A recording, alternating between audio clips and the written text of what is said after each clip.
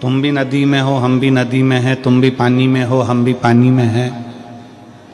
पर एक बात समझ में नहीं आती, हम आड़े टेढ़े ही रह गए और तुम इतने सुंदर, चिकने, गोल, कितने अच्छे हो गए, कैसे हो सकते हो?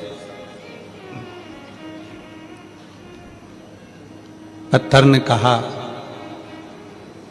कि तुम नदी के किनारे पर एक जगह पर स्थिर होकर बैठे रहे और मैं पानी के थपेड़े में, पानी के बहाव में, पानी के साथ में बहता रहा, बहता रहा, बहता रहा।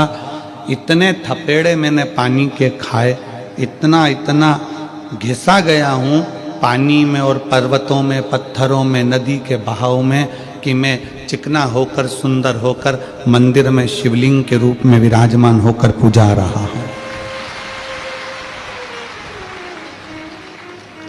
पत्थर तुम भी हो, पत्थर में भी हो।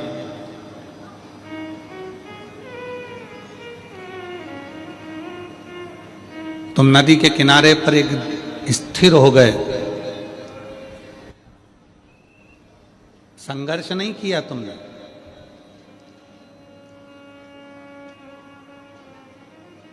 जो संघर्ष से डरता है, जो ये सोचता है कि नहीं मेरे बस का नहीं है, मैं आगे नहीं बढ़ सकता, मैं ये काम नहीं कर सकता, फिर वो आगे बढ़ता भी नहीं है। जिसने संघर्ष किया है, दुनिया के थपेड़ों को झेला है, दुनिया के बातों को झेला है, दुनिया के शब्दों को झेला है, दुनिया की वाणियों को झेला गया है, गालियों को झेला गया है, अपशब्दों को झेला गया है, फिर एक दिन वो धीरे धीरे इतना आगे बढ़ जाता है कि कहीं ना कहीं उच्च पद पर बैठकर अपने आनंद के साथ जीता है और पूरे राज्य का भी रक्षा करता है।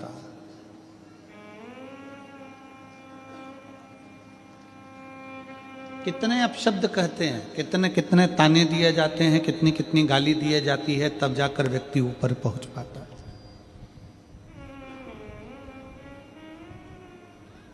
माननीय भारत सरकार के प्रधानमंत्री जी को कोई चाय वाला कह दे, कोई चौकीदार कह दे, कोई कुछ कह दे, कोई कुछ कह दे, कोई कुछ कह दे, इतने इतने शब्द। ये वही है शिव महापुराण की कथा की जिसने संसार के थपेड़ों को, संसार के शब्दों को, संसार की वाणी को, संसार की गालियों को जिसने सह लिया, वही मंदिर में जाकर पूजा गया और वही उच्च पद पर बैठ गया। आप संसार के शब्द अगर सहन करना नहीं सीखे तो फिर आप जिंदगी में कभी आगे नहीं बढ़ सकते।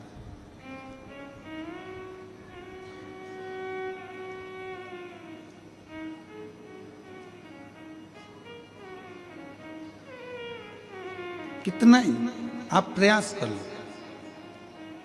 अब आप अपनी भक्ति के इस हृदय चित्त से विचार करिएगा कि कल कथा में चल रहा था कि ग्रंथ, संत और भगवान। ग्रंथ को पकड़ो, संत को पकड़ो और भगवंत को पकड़ो। शिव महापुराण की कथा कहती है, मान लो आप ग्रंथ को भी नहीं पकड़ पाए, हो सकता है कि अपन पढ़े लिखे ना हो सकता है हमने पढ़ाई ना करी हो, हम शिक्षित ना हो।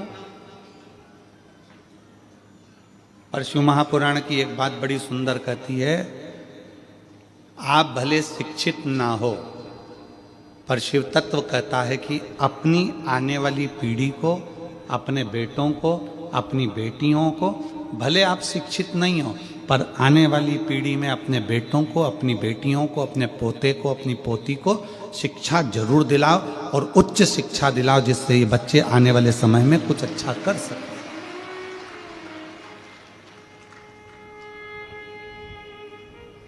आज अच्छी शिक्षा की हर व्यक्ति को जरूरत है।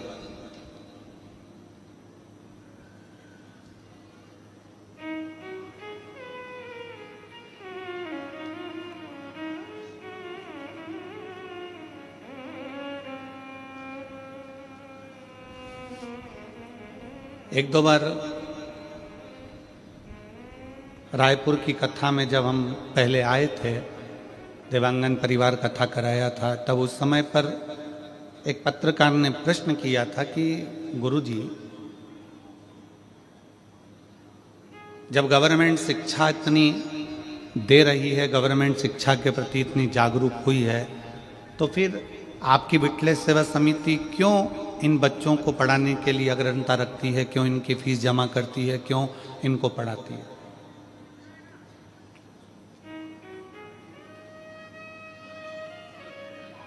हमने उस समय पर भी उन पत्रकार बंधुओं को कहा था कि ये शिक्षा, ये पढ़ाई उस बच्चे को अपने लिए भी है कि अगर वो बच्चा पढ़ना चाहता है, एजुकेशन करना चाहता है और आगे बढ़ना चाहता है, जब बहुत ऊंचे पद पर वो बच्चा बैठ जाएगा, वो बेटा बेटी बैठ जाएंगे, तो एक बार कुबेरेश्वर धाम को याद करेंगे कि हमारी शिक्षा का किसी ने उद्देश्य रखा था और हमको आगे बढ़ाया। और आज विठलेश सेवा समिति अगर उसकी शिक्षा का थोड़ा सा खर्चा उठा लेती है, तो हमें उम्मीद है जब वो किसी अच्छे पद पर बैठेगा तो वो भी किसी दूसरे के शिक्षा का खर्चा अवश्य उठाएगा और किसी बच्चे को मंजिल तक जरूर पहुंचाएगा। शिक्षा और चिकित्सा, ये तो बहुत जरूरी है।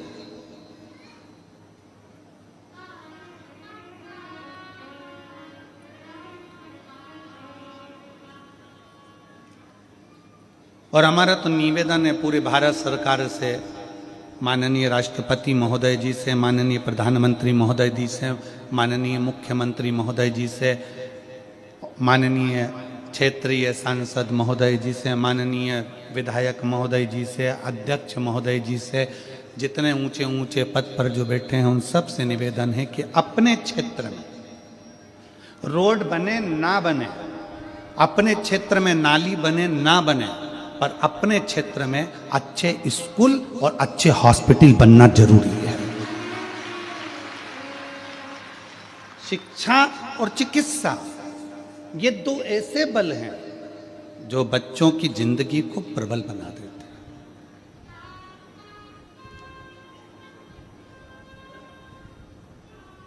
मेरी जीजियों, आप भले छोटे से गांव हाले कोसा में रहते हो, छुरिया में रहते हो, या और छोटे से छोटे गांव में रहते हो, आप भले पढ़े ना हो, आपके माता पिता ने भले आपको पढ़ाया लिखाया नहीं हो, भले आप कुछ भी नहीं जानते हो, पर इस व्यासपीठ के सामने से संकल्प लेकर जाना कि मैं अपने बेटा बेटी को खूब पढ़ाऊंगा और खूब पढ़ाऊंगी, जिससे वो अपना नाम रोशन करे।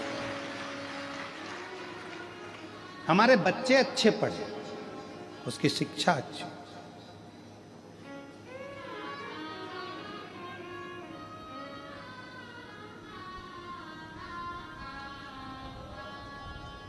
और बड़ी खुशी होती है छत्तीसगढ़ को देखकर।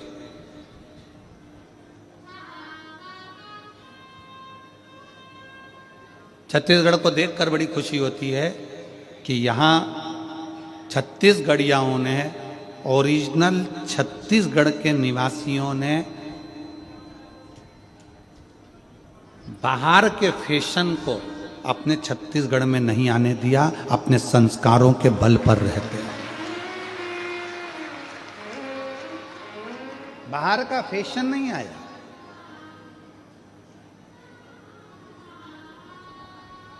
बाहर का भोजन और बाहर का फैशन ये व्यक्ति के क्षेत्र को बर्बाद कर देता है, प्रदेश को, देश को बर्बाद कर देता है। फैशन भी बर्बाद करता है और बाहर का भोजन भी बर्बाद करता है। आज क्यों इतनी बीमारियां फैल रही है? लीवर खराब हो गया, किडनी खराब हो गई, थायराइड हो गया, शुगर हो गई, कहीं बीपी हो गया, कहीं आंखों से दिखना कम हो गया, कहीं कानों से सुनना कम हो गया, कहीं ब्रेन हेमरेज हो रहा है, कहीं ब्रेन ट्यूमर हो रहा है, कहीं गांठें हो रही हैं। उसका कारण क्या है? हमारा खान पीन शुद्ध नहीं हो पा रहा। क्यों? ना जाने कौन कौन सा भोजन बाहर का